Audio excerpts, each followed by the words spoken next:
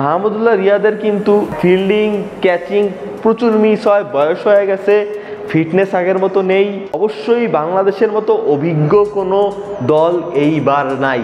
একটা দেশের cricket board এত লেম কিভাবে হয়? বাদ মানে বাদ, পারফরমেন্স করতে পারো নাই, বাদ পড়ছো, পারফরমেন্স করে টিমে আসো। কেন খেলাবো? কারণটা কি? প্রধান কারণ যেটা, তার ব্যাটিংয়ের স্ট্রাইক রেট প্রচুর আপসেট ছিল। তার আপসেট থাকার কারণটা হচ্ছে মাহমুদুল্লাহ রিয়াদ সারা জীবনই নাম্বার 5-এ খেলতে চেয়েছে। আসসালামু আলাইকুম দর্শক, বাংলাদেশ ক্রিকেট একটা বিশাল ভালোবাসার নাম আমাদের বাঙালিদের কাছে। সামনেই আমাদের ওয়ানডে বিশ্বকাপ 2023, আমাদের স্বপ্নের বিশ্বকাপ। আমরা সবাই চাই সাকিব আল হাসানের হাতে একটা বিশ্বকাপ উঠুক, যে কিনা আমাদের কাছে বিশ্বের সেরা অলরাউন্ডার, কিন্তু হয়তো বা পুরো পৃথিবীর কাছে সে বিশ্বের সেরা অলরাউন্ডার নয়। হয়তো পুরো পৃথিবী মনে করে জ্যাক কেলিস সবচেয়ে বড় অলরাউন্ডার, কেউ বেন স্টোককে মনে করে, কিন্তু বাঙালিদের কাছে কিন্তু সারা বিশ্বের সর্বকালের সেরা অলরাউন্ডার সাকিব আল হাসান, একজন সাইলেন্ট কিলার।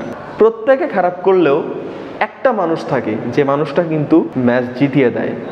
এটা আমরা বলতে পারি নিরাজ ট্রফিতে, আমরা বলতে পারি এমনকি 2011 সালের ইংল্যান্ডের সাথে যে খেলাটা ছিল, ছক্কা মারছে, ভালো রান করছে, কিন্তু ওই পাশে যদি মাহমুদুল্লাহ রিয়াদ না থাকতো 2011 বিশ্বকাপে আমরা ইংল্যান্ডকে হারাতে পারতাম না। মাহমুদুল্লাহ রিয়াদ কিন্তু ক্যারিয়ারের প্রথম থেকেই প্রচুর আপসেট ছিল।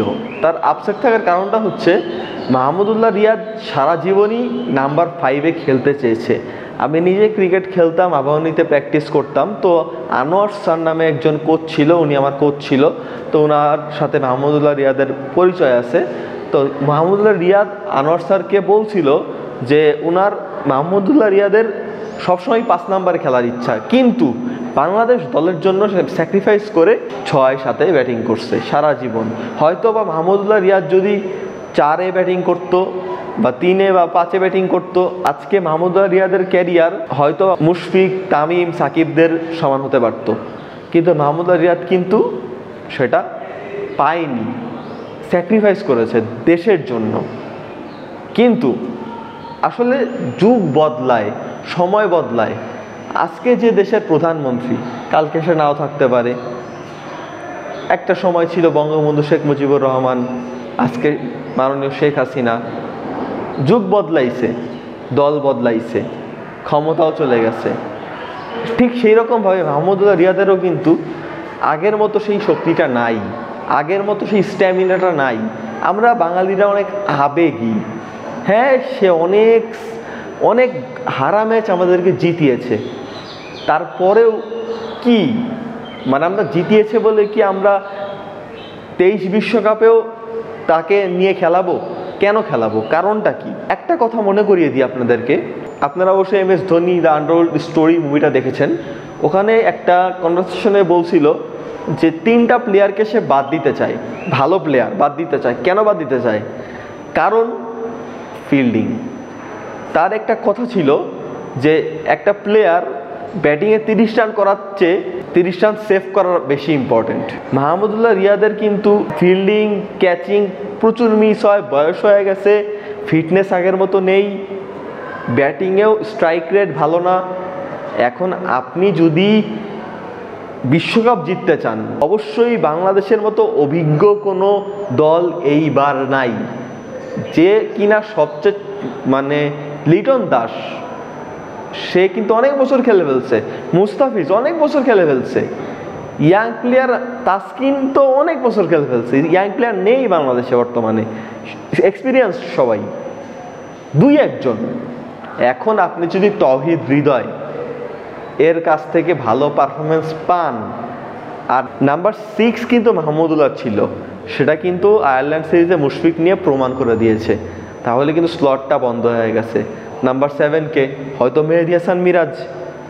তাহলে আপনি মাহমুদুল্লাহ রিয়াদের মতো একটা প্লেয়ারকে যদি আপনি বাংলাদেশকে এত বছর সার্ভিস দিল, তাকে আপনি 15 জনের স্কোয়াডে নিয়ে গেলেন কিন্তু খেলালেন না, ওইটা বেশি অপমানজনক। তার চেয়ে বেটার যদি আপনি মাহমুদুল্লাহ রিয়াদকে না নেন, তাকে ক্লিয়ারলি বলে দেন যে না, তোমাকে নিয়ে আমরা ভাবছি না, তুমি আপাতত তুমি যদি চাও অবসর করতে পারো বা তোমার মতো তুমি খেলো, কিন্তু তারা তা করছে না। তারা কি বলতেছে? বিশ্রাম। আমরা কয়েকদিন আগে নারী ক্রিকেট দলে দেখলাম একটা মেয়েকে বিশ্রামের নামে বাদ দেওয়া হলো। এইটা কিন্তু একটা বাজে কাজ। আমার কথা স্ট্রেট ফরওয়ার্ড থাকবে, একটা দেশের ক্রিকেট বোর্ড এত লেম কিভাবে হয়? বাদ মানে বাদ, পারফরমেন্স করতে পারো নাই, বাদ পড়ছো, পারফরমেন্স করে টিমে আসো, দ্যাটস ইট।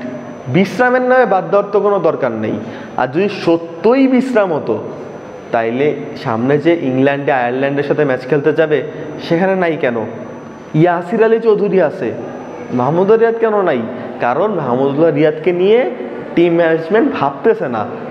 তাহলে সেটা বলে দিক। আমি মনে করি না যে মাহমুদুল্লাহ রিয়াদকে 23 বিশ্বকাপে প্রয়োজন আছে।